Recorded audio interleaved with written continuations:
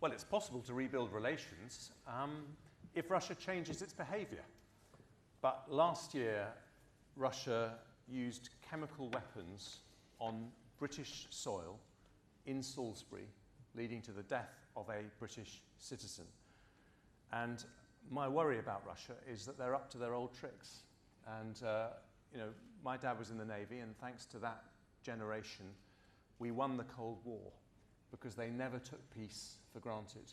And that's why I said that I will increase the proportion of our GDP that we spend on defence, because at the point of Brexit, I want people like Vladimir Putin to know that Britain, the country that has always stood up for democratic values, always understood the security necessary to protect those values, at the point of Brexit, Britain is here, Britain's back, and our voice is going to be strong.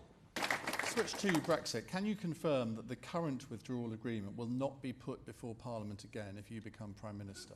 Yes. Good.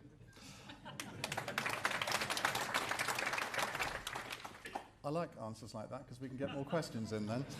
If October the 31st isn't your absolute deadline for leaving the EU, what is? You say it doesn't matter if it's delayed by a few days or a week or so, but how many weeks? Look, Boris and my position on this is not actually very different. We both want to get out by the 31st of October.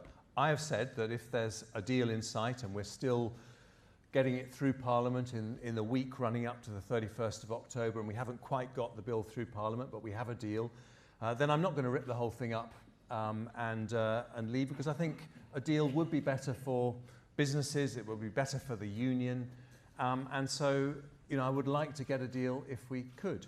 But if we get to the beginning of October and we don't have a deal in sight, something that can get through the House of Commons, so it's not going to have the backstop as it stands now, providing Parliament hasn't taken it off the table, I'll be out, because we have to implement that democratic mandate.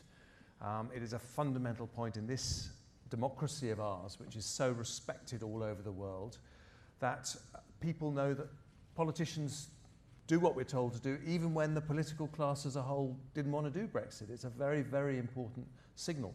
So I would absolutely be prepared to leave without a deal if there isn't one in sight, and